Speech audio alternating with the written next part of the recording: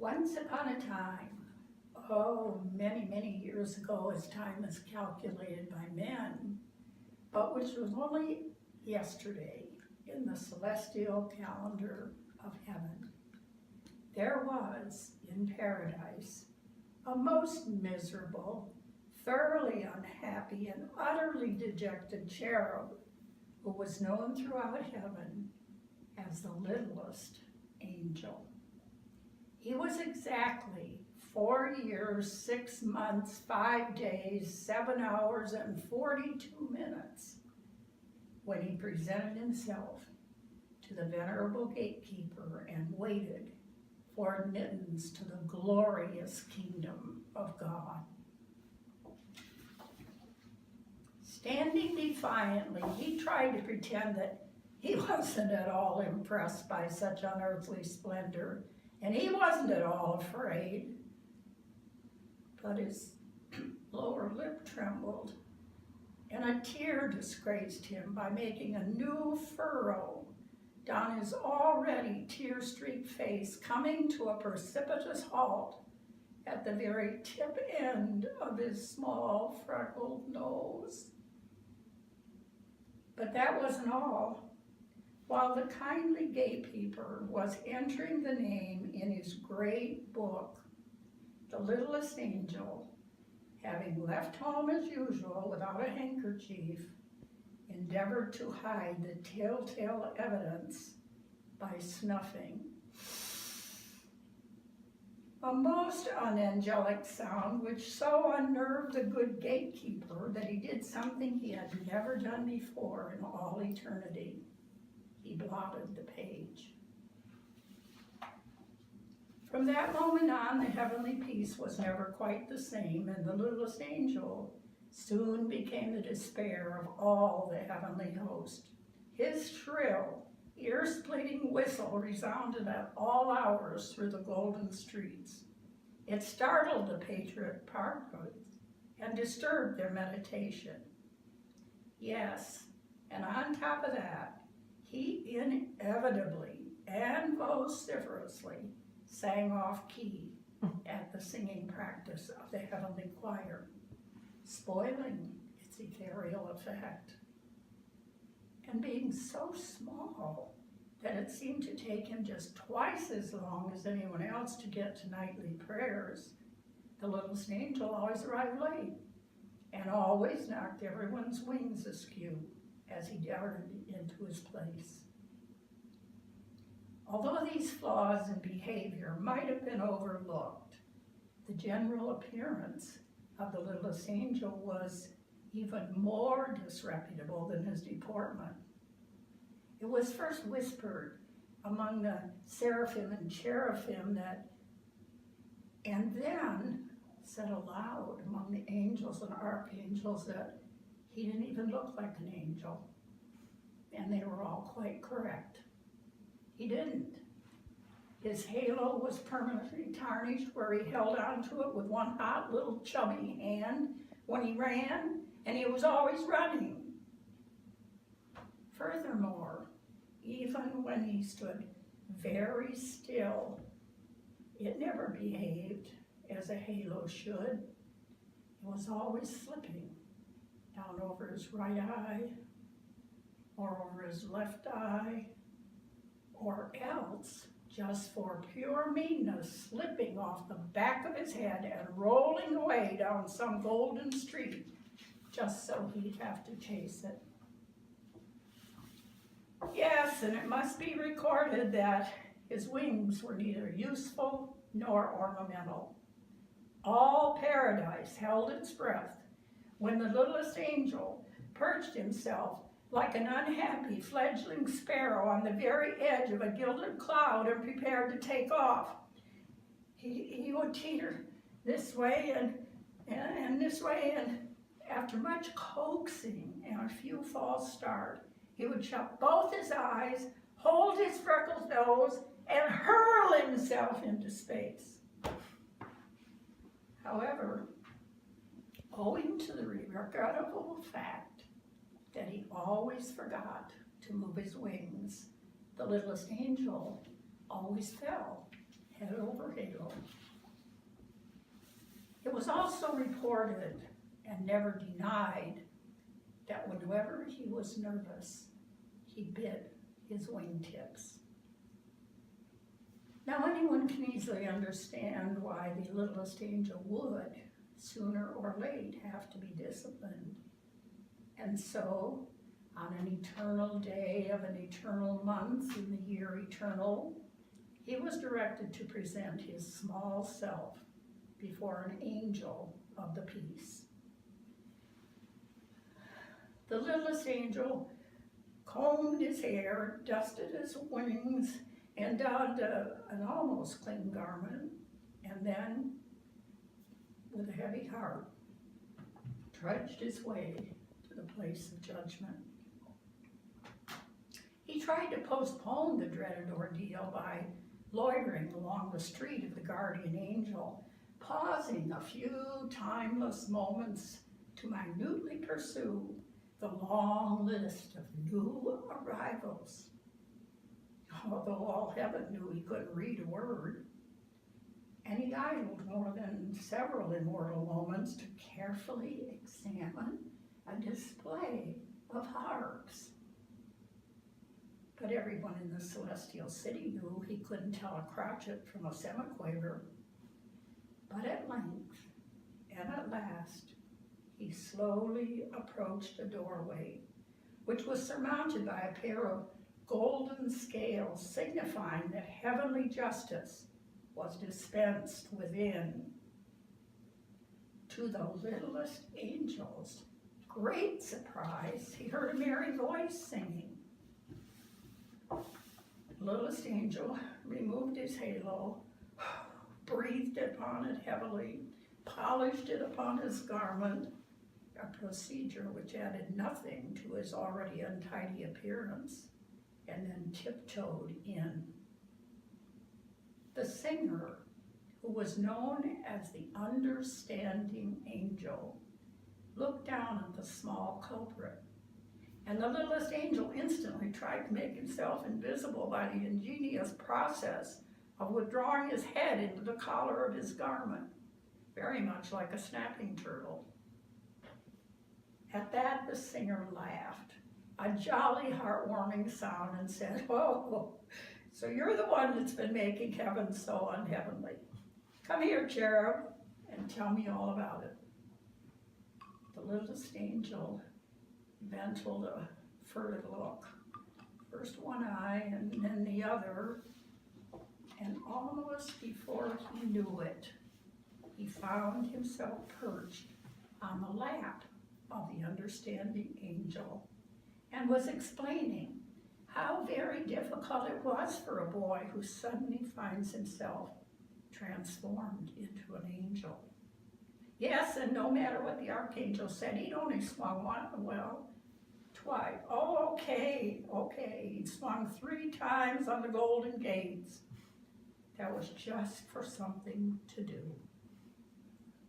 That was the whole trouble. There wasn't anything for a small angel to do, and he was very homesick. Oh, not that paradise wasn't beautiful, but the earth was beautiful too. Wasn't it created by God himself? Why, there were trees to climb and brooks to fish and caves to play at pirate chief, the swimming hole and sun and rain and dark and dawn and thick brown dust, so soft and warm beneath your feet. The understanding angel smiled, and in his eyes was a long forgotten memory of another small boy from long ago. Then he asked the littlest angel what would make him most happy in paradise. The cherub thought for a moment and then whispered in his ear, "There's a box. I left it under my bed back home. If only I could have that." The understanding angel nodded his head. "You shall have it," he promised.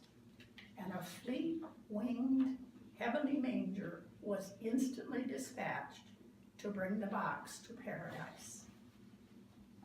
And then, in all those timeless days that followed, everyone wondered at the great change in the littlest angel. For among all the cherubs in God's kingdom, he was the most happy. His conduct was above the slightest reproach. His appearance was all that the most fastidious could wish for. And on excursions to Elysian fields, it could be said, and truly said, that he flew like an angel. Then it came to pass that Jesus, the Son of God, was to be born of Mary of Bethlehem of Judea. And as the glorious tidings spread through paradise, all the angels rejoiced, and their voices were lifted to herald the miracle of miracles, the coming of the Christ child. The angels and archangels, the seraphim and cherubim, the gatekeeper, the wind maker, even the halo smith, put aside their usual tasks to prepare their gifts for the blessed infant. All but the littlest angel. He sat himself down on the topmost step of the golden stairs and anxiously waited for inspiration. What could he give that was most acceptable to the Son of God? At one time, he dreamed of composing a lyric hymn of adoration, but the littlest angel was woefully wanting in musical talent. Then he grew tremendously excited over writing a prayer that would live forever in the hearts of men, because it would be the first prayer ever to be heard by the Christ child. But the littlest angel was lamentably lacking in literate skill. What could a small angel give that would please the holy infant? The time of miracle was very close at hand when the littlest angel at last decided on his gift. Then on the day of days, he proudly brought it from its hiding place behind a cloud, and humbly, with downcast eyes, placed it before the throne of God. It was only a small, rough, unsightly box, but inside were all those wonderful things that even a child of God would treasure. A small, rough, unsightly box lying among all those other glorious gifts from all the angels of paradise, gifts of such rare and radiant splendor and breathless beauty that heaven and all the universe were lighted by the mere reflection of their glory. And when the littlest angel saw this, he suddenly knew that his gift to God's child was irreverent, and he devoutly wished he might reclaim his shabby gift. It was ugly. It was worthless. If only he could hide it away from the sight of God before it was even noticed. But it was too late. The hand of God moved slowly over all that bright array of shining gifts, then paused, then dropped, and came to rest on the lowliest gift of the little angel. The littlest angel trembled as the box was opened, and there, before the eyes of God and all his heavenly host, was what he offered to the Christ child. And what was his gift to the blessed infant? Well, there was a butterfly with golden wings, captured one bright summer day on the hills above Jerusalem, and a sky blue egg from a bird's nest in the olive tree that stood by his mother's kitchen door. Yes, and 2 white stones found on a muddy riverbank where he and his friends had played like small brown beavers. And at the bottom of the box, a limp, tooth-marked leather strap once worn as a collar by his mongrel dog, who had died as he had lived, in absolute love and infinite devotion. The littlest angel wept hot, bitter tears, for now he knew that instead of honoring the Son of God, he had been most blasphemous. Why had he ever thought the box was so wonderful? Why had he dreamed that such utterly useless things would be loved by the blessed infant? In frantic terror, he turned to run and hide from the divine wrath of the Heavenly Father. But he stumbled and fell, and with a horrified wail and clatter of halo, rolled in a ball of consummate misery to the very foot of the heavenly throne. There was an ominous and dreadful silence in the celestial city, a silence complete and undisturbed, save for the heartbroken sobbing of the littlest angel. Then suddenly, the voice of God, like divine music, rose and swelled through paradise. And the voice of God spoke, saying, "Of all the gifts of all the angels, I find that this small box pleases me most. Its contents are of the earth and of men, and my Son is born to be king of both. These are the things my Son too will know and love and cherish, and then regretful will leave behind him when his task is done. I accept this gift in the name of the child Jesus, born of Mary this night in Bethlehem." There was a breathless pause, and then the rough, unsightly box of the littlest angel began to glow with a bright, unearthly light. Then the light became a lustrous flame, and the flame became a radiant brilliance that blinded the eyes of all the angels. None but the littlest angel saw it rise from its place before the throne of God, and he and only he watched it arch the firmament to stand and shed its clear, white, beckoning light over a stable where a child was born. There it shone on the night of miracles, and as light was reflected down the centuries deep in the heart of all mankind. Yet earthly eyes, blinded too by its splendor, could never know that the lowly gift of the littlest angel was what all men would call forever the shining star of Bethlehem.